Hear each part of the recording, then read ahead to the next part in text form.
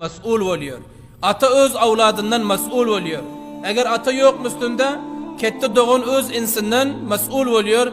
Baya şunun ahlakını, terbiyesini salim tarikada edecek bul koş etmeli oluyor. Hatta inelere garın, ineler öz avladı var, adı mesuliyeti var.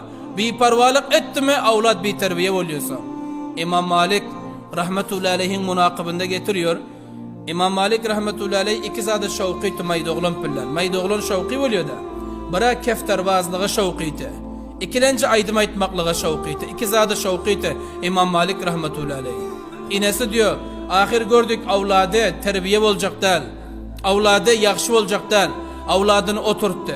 Ne urdu, ne söktü. Avladını ayıncalab düşündürdü. Ne deydi? İmam Malik'in inesi ayt avladına ki avladım deydi. Eğer sen bu kefterbazlığı edip yürürsen terakki etmersin, rüştü etmersin deydi. Sen keftere bir hadım deydi. Allah Teala tamamen mahluku yaradan insan için yaradan. Tamam zat insanın hizmeti için yaradan. Ama sen keftere hizmet edip yürüyorsun deydi de. Eğer kefterbaz olsan terakki etmersin deydi. Hal bizden avlatlarımıza karın, hemişe görsen göz yukarıdadır. Hemişe gördüğün göz hayattıdır, çöt pustan aklaşpöründür. Ha neme gip kefter tutacakmışsın. Neme keftere dane verecek, kefteri bakacak. Kefterbaz insan hiç ve terakki etmiyor. Çünkü neme bir hayvan ki zayıf şun hizmetin dol. Şuna su vermeli, nan vermeli. Onu şorbet ve mimedin, başka da mimedin. Fakat keyfin dudun. Ana kefterbaz olsan terakki etmersin dedi. Bir. İkilinci. Avazxan bolsan bolmaydı. Nemçin?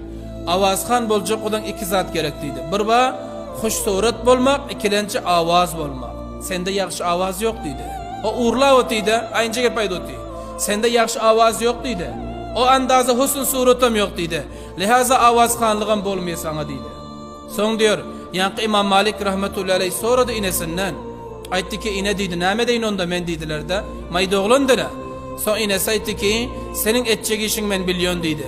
İnesi daral ki biva galantı. Bardı da bazar, bir azra kançı mitir sellal de, bir ak libas al de, bana getir giydir de sellanem kellesine orada yor verdiydiler. Ana İmam Malik alpar ustadını tavşırdı, medrese tavşırdı, ayttım bana sen edecek işin bul dedi. Azizlerim, İmam Malik rahmetullahi aleyhinin elinden munlarca nefer hidayet tap gitti. İmam Malik'in munlarca şagirdleri var. İmam Malik o'zi mezhebbaşı oldu. Neden oldu? Fakat inanın terbiyesinden oldu. İnanın ahlakından oldu. Hala şibleger avlat kefterbaz olsun ine hiç demiyor. Avlat kefterbazlık edip ata parvasından değil. Avlat bir terbiyelik edip ata parvasından değil. Avlat hatta beçevazlık eden ata parvasından değil. Avlat oğurluk edip gelen ata parvasından değil. Avlat koçuda birin kellesini yarık gelen ata parvasından değil. Avlat dükkan urup gelen ata gülük koyuyor bes kalas. Avlat mescide geltir bir çepliğini oğurlak ikiden ata biliptir, ine biliptir parvasından hem değil. Ana şul avlat kette olsun hem olur diyorsunuz. İmam Malik bulur mu? Yok. Belki bir duran oğuru olur. Duran bir lütçek bulur. Şöyle azdan avlatlarımız var arada ata da mesuliyeti var. İnanın mesuliyeti var. Her zadın öz mesuliyeti var. Mesuliyetin yaş tarikada ancam vermek gerek. Bu takriban 4 yolu oldu.